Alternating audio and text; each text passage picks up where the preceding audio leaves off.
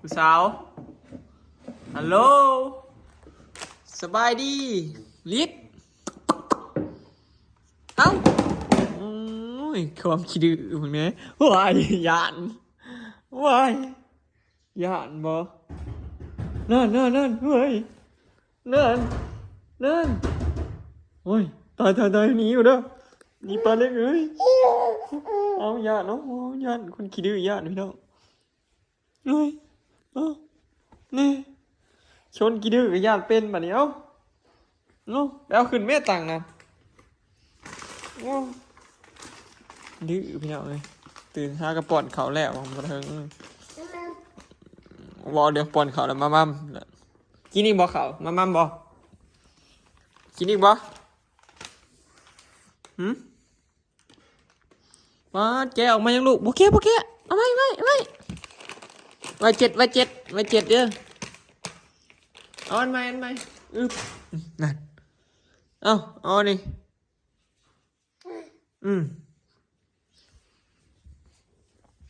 เอาลุก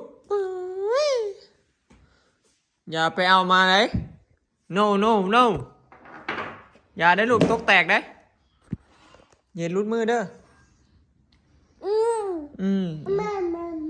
แม่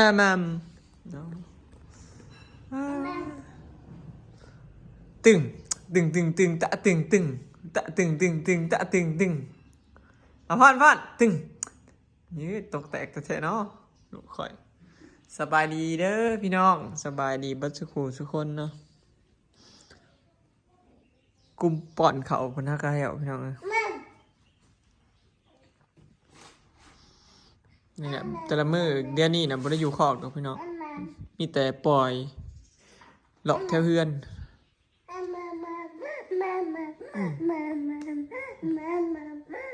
นี่แหละอย่างไปมาอย่างมาเนี่ยพี่น้องชั่วมือ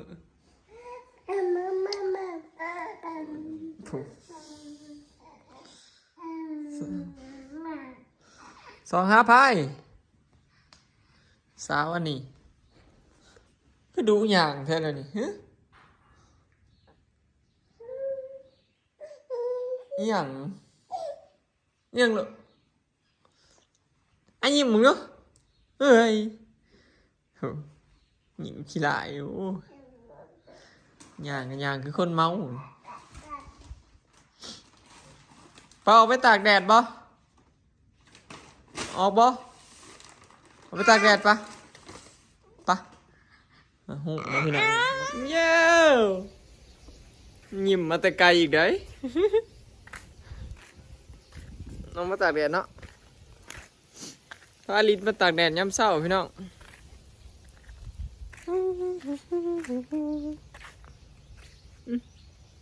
นี่อีเมลแล้วหดทางย้ำมือเศร้าก็เลยแบบบอขี้ฝุ่นเนาะมีไอ้หดทางอะไรแล้ว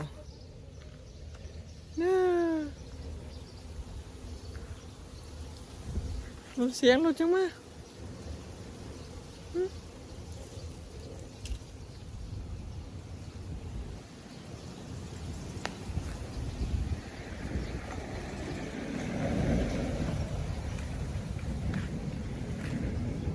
บ่มีฝุ่นพี่น้องว่าใครแน่นาลิด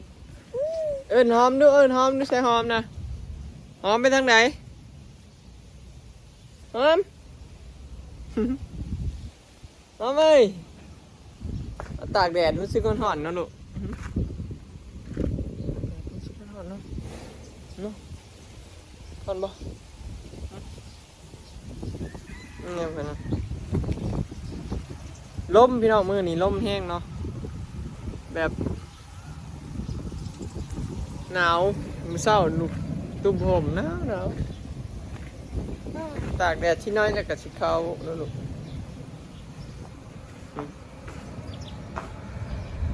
เบิ่งหนาเลยโอ้รถชิบหล่อมาเลยตายมาเด้อ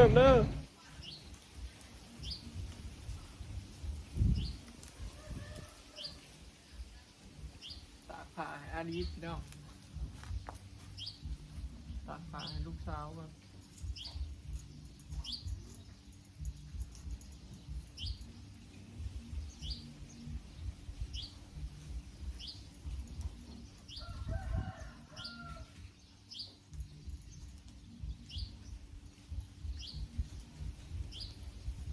สิพากันออกหน้าเลยซักเสื้อผ้าไว้พี่น้องเพื่อจะได้ออกหน้าง่ายๆเพื่อจะได้เรียก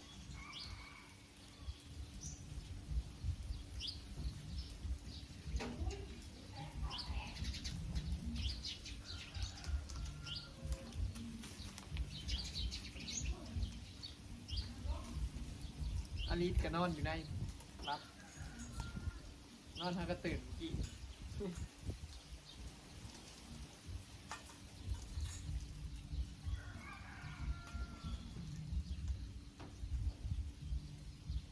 ถ้าออกหน้าน่ะเพิ่นบ่นอนพี่น้องมีแต่เล่น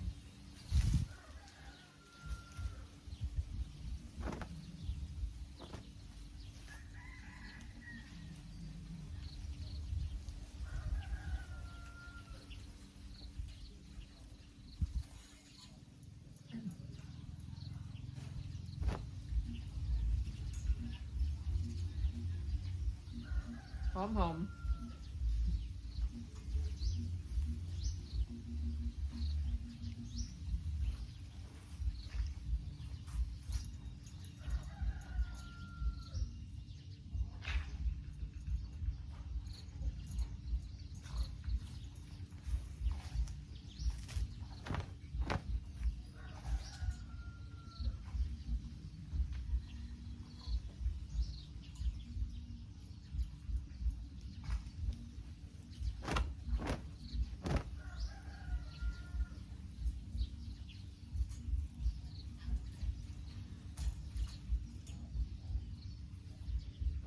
ปกติกับแม่เพิ่นพี่น้องซักให้ตากให้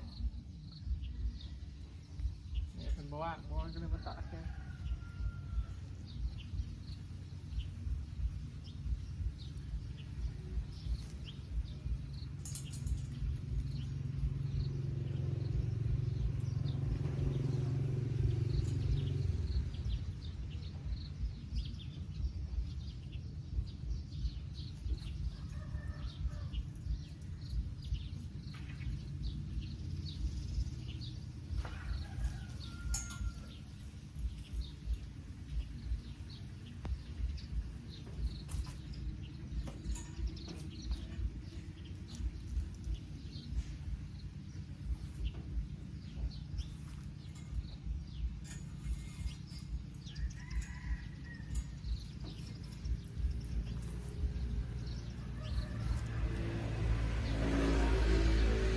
ยังสุดเป็น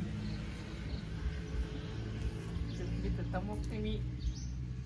แม่เพิ่นมักซื้อแบบสุดแบบตะมุกที่นี่อะไรกัน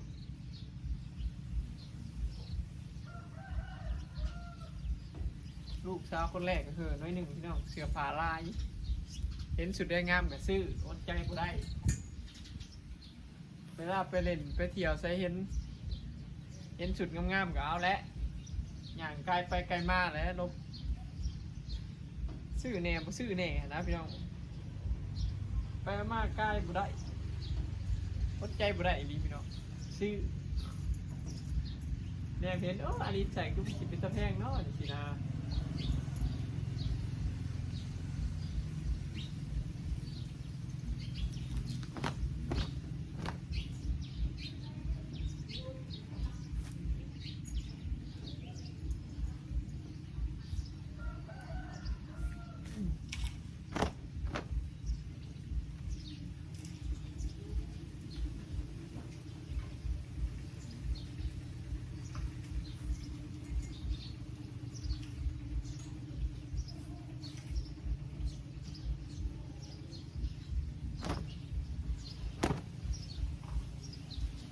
มื้อนี้ก็บ่ค่อยหนาวพี่น้องร้อนแดดมาอีกแล้วสวยมาแล้วแดดยังบ่ได้ออกไปส่องหมูซ้ำหมูก็สิได้ลูก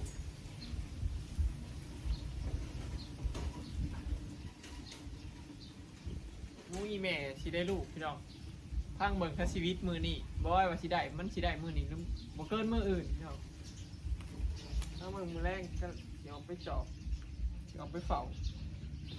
ย่ามันได้ลูกกลางคืนนะ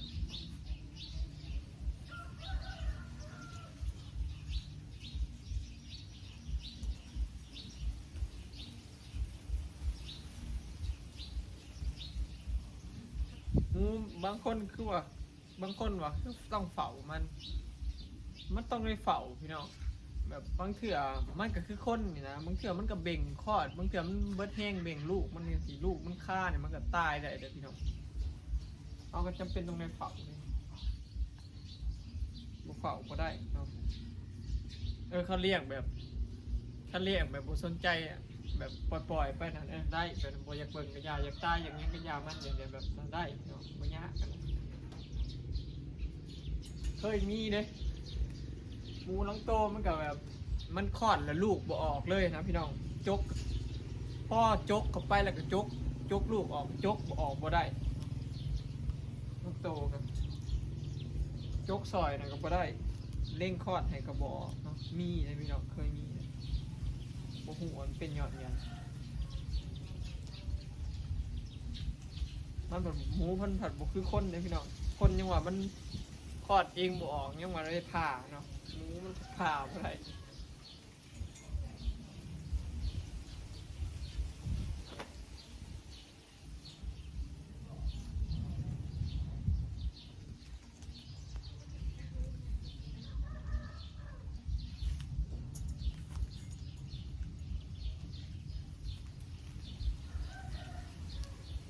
รอรุ่นสิได้จักโต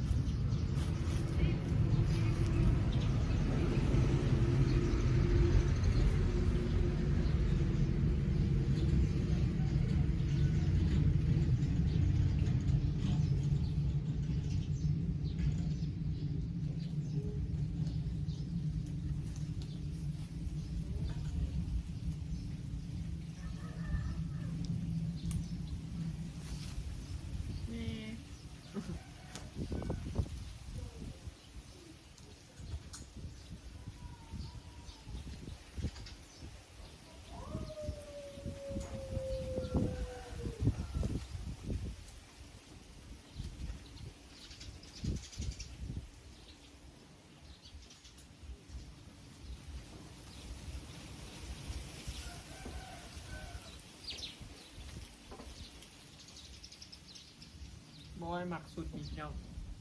สุดนี่ทรงแดงคันนี้ขาบานบอยหมักสุดนี่คนน้อยๆสูงๆยาวๆนะพี่น้องขาน้อยๆใส่สุดขาเติ่งเด็บๆขาเติ่งบอยหมัก